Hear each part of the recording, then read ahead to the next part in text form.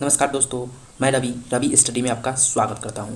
दोस्तों, हम लोग कल पढ़े थे जैन धर्म के बारे में। आज हम लोग पढ़ेंगे बौद्ध धर्म के बारे में, जो कि बौद्ध धर्म के संस्थापक गौतम बुद्ध हैं।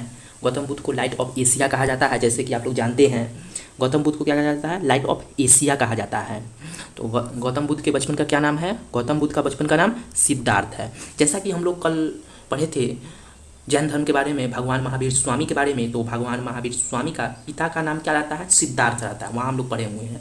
और यहाँ है बौद्ध धर्म में गौतम बुद्ध के बचपन का नाम सिद्धार्थ है।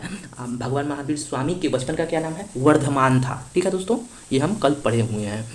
तो चलिए और पढ़ते हैं, जो कि इनका जन्म, गौतम बुद्ध का जन्म 563 ईसा पूर्व में हुआ था। कहाँ हुआ था? कपिल वस्तु के लुम्बिनी में हुआ था। कहाँ हुआ था? कपिल वस्तु के लुम्बिनी में हुआ था, जो कि आधुनिक में नेपाल में पड़ता है। कहाँ पड़ता है? आधुनिक के नेपाल में ये पड़ता है। ठीक है दोस्तों, आधुनिक के नेपाल में पड़ता है और इनका जन्म वहाँ हुआ था। और इनके पिता का नाम सूत्रोधन था। क्या नाम था? सूत्रोधन, जो कि इनके पिता शाक्य गण के प्रधान थे, यानी मुखिया थे। ठीक है। और इनकी माता का नाम माया देवी था। ठीक है। और माता इनके कोलीय गणराज से बिलोंग करती थी। इनके गणराज से कोलीय गणराज की एक कन्या थी। ठीक है। और गौतम बुद्ध को जन्म देने के 7वें दिन बाद इनकी माता माया देवी की मृत्यु हो जाती है गौतम बुद्ध को। ठीक है। तो इनका लालन पोषण करती है सौतेली माँ रहती है प्रजापति गौतमी, और इनकी लालन पोषण सौतेली माँ प्रजापति गौतमी करती है। ठीक है दोस्तों, ये बात आपको ध्यान में रखना है। और बचपन का नाम सिद्धार्थ है, जैसे कि आप लोग जान गए। और इनके पुत्र थे, गौतम बुद्ध के पुत्र का नाम क्या है? राहुल था। गौतम बुद्ध के पुत्र का नाम क्या है? राहुल है। और इन्होंने कपिल वस्तु के गांव में, कपिल वस्तु के लुम्बिनी में इनका जन्म हुआ था। तो कपिल वस्तु के गांव में इन्होंने घूमा, तो यहाँ पे 4 दृश्य देखने को इनको मिला। पहला बूढ़ा व्यक्ति, दूसरा बीमार व्यक्ति, तीसरा स्व, और चौथा सन्यासी। चार व्यक्ति इनको देखने को मिला जो पीड़ित थे। तो इन्होंने प्रण लिया कि हम इसको मिटाएंगे। ठीक है। तो इन्होंने सबसे पहले इन्होंने गृह त्याग करने का ये निश्चय लिया। तो गृह त्याग इन्होंने 29 वर्ष की अवस्था में गृह त्याग कर दिए थे। तो उस समय गौतम बुद्ध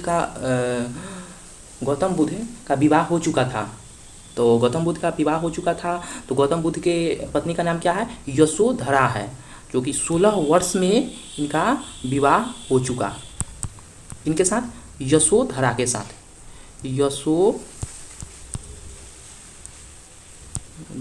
साथ इनका विवाह हो चुका था। और इनके पुत्र थे राहुल। ठीक है।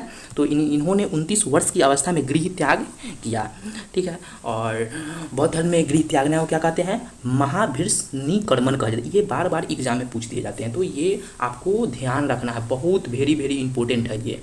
बौद्ध धर्म में गृह त्यागने को क्या कहते हैं? महाभिर्षनिकर्मण कहते हैं। तो इन्होंने गृह त्याग दिया 29 वर्ष की अवस्था में। और इनके प्रथम गुरु कौन थे? आलार कलाम थे, जो कि राजगृह के थे। ठीक है। और दूसरे गुरु रामपुत्र थे, जो कि वैशाली से थे। तो वो बेसी इंपॉर्टेंट नहीं है। तो सबसे पहले गुरु आलार कलाम है, ये बेसी। और इनके गुरु जो कि सांख्य गण के आचार्य थे। इनके गुरु क्या थे? सांख्य गण के आचार्य थे इनके गुरु।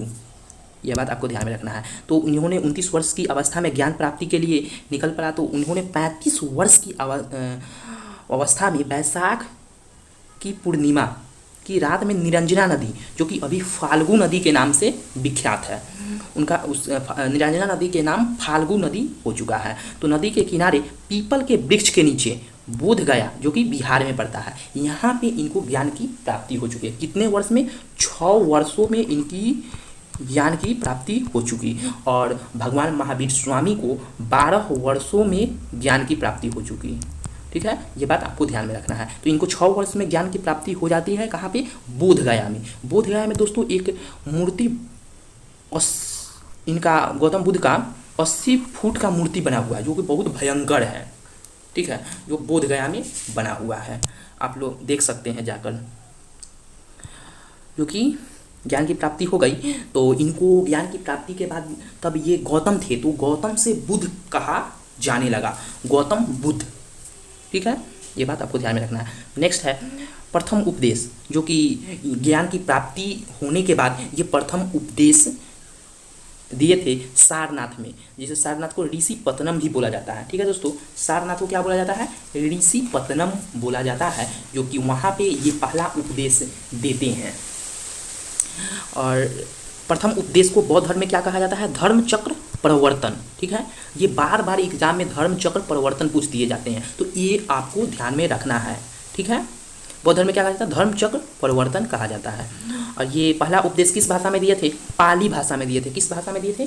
पाली भाषा में ये पहला उपदेश दिए थे। और सर्वाधिक उपदेश जो कि श्रावस्ती में ये दिए थे। सर्वाधिक उपदेश कहाँ दिए थे? श्रावस्ती में। प्रथम उपदेश कहाँ दिए थे? सारनाथ के ऋषि पतनम में। सारनाथ का जगह ऋषि पतनम में ये पहला उपदेश दिए थे। ठीक है दोस्तों, और इनके समय बहुत अनुयायी शासक हुए। तो इनके समय में प्रथम अनुयायी शासक बिंबिसार थे, प्रसेनजीत थे, उदयन थे। ठीक है, महत्वपूर्ण शासक थे प्रसेनजीत, उदयन, बिंबिसार इनके समय में। तो इनको गौतम बुद्ध को 80 वर्ष की मृत्यु हो जाती है। 80 वर्ष की अवस्था में 80 वर्ष के हो चुके हैं तो इनको मृत्यु हो जाती है। कितने में? 483 ईसा पूर्व में कुशीनगर, जो कि देवरिया जिला है, जो कि उत्तर प्रदेश में पड़ता है, कुशीनगर, वहाँ इनको शरीर त्याग देते हैं। तो इससे पहले ये एक चुंद नामक लोहार था, वहाँ पे जाकर ये अंतिम दिन वहाँ पे जाकर रुके थे। तो इनको चुंद नामक लोहार ने सूअर का मांस खिला दिया था, तो उसके कारण इनको डायरिया हो चुका था। तो वहाँ से वो कुशीनगर जाते हैं, वहाँ पे इन्होंने शरीर त्याग दिया था। तो बौद्ध धर्म में शरीर त्यागना क्या कहते हैं? निर्वाहन कहते हैं, जो बीपीएससी 65वीं में ये पूछा था। तो बौद्ध धर्म में शरीर त्यागना क्या कहते हैं? महापरिवाहन कहते हैं।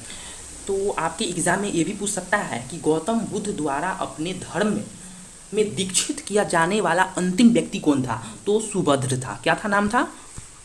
सुभद्र। क्या नाम था? सुभद्र था। तो अंतिम दीक्षित किए जाने वाला व्यक्ति सुभद्र था। ये बात आपको ध्यान में रखना है। तो ये मृत्यु बौद्ध धर्म में इनको मृत्यु के बाद क्या है? ये अपना प्राण त्यागे थे कुशीनगर में, जो कि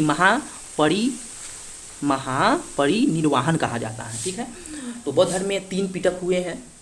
ठीक है, 3 पीटक हुए हैं और इनके मृत्यु के बाद 3 पीटक में विभाजित हो जाता है। तो विनय पीटक, एक तो विनय पीटक है, सूत पीटक है, अभिधम पीटक है। तो विनय पीटक जो कि उपाली के शिष्य हैं, तो उपाली के शिष्य हैं, ये नियम को मानते हैं। क्या के मानते हैं? नियम क्यों मानते हैं ये? सूत पीटक जो कि आनंद शिष्य है, जो कि ये उपदेश को मानते हैं। क्या मानते हैं? उपदेश को मानते हैं। अभिधम पीटक जो कि मोगली पुत्र है और ये दर्शन को मानते हैं। तो ये बात आपको ध्यान में रखना है, ये भी इंपॉर्टेंट है। और बौद्ध धर्म में त्रिरत्न होते हैं, जो कि बुद्ध, धर्म और एवं संघ। ठीक है, तो प्रमुख शिष्य कौन थे? ये आपको एग्जाम में पूछ देगा कि सबसे प्रमुख शिष्य कौन थे बुद्ध भगवान को? तो आनंद और उपाली थे। ठीक है, ये भी आप याद रखिएगा। तो आइए नेक्स्ट में, थोड़ा है, बेसी नहीं है। गौतम बुद्ध के समय बौद्ध शाखाएँ हुई है।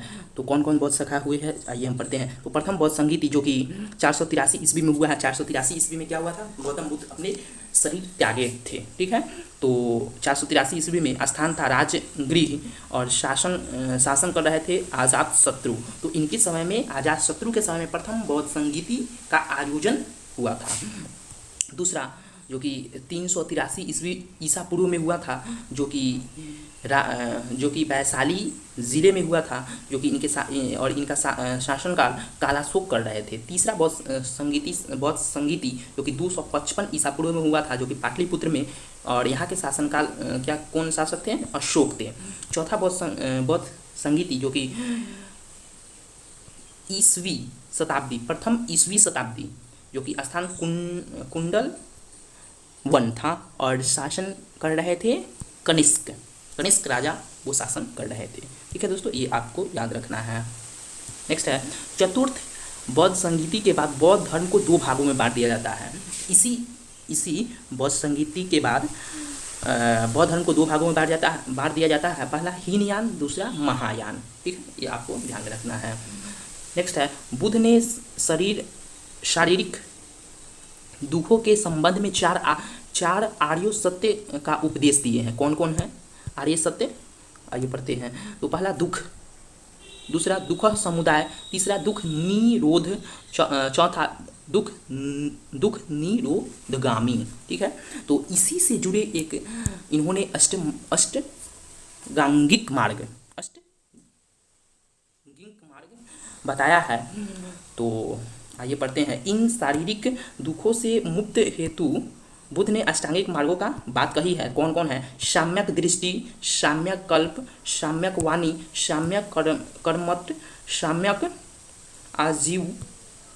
आजीव, साम्यक व्यायाम, साम्यक समृद्धि, साम्यक समाधि। तो ये 8 अष्टांगिक मार्ग बुद्ध भगवान ने बताए हैं।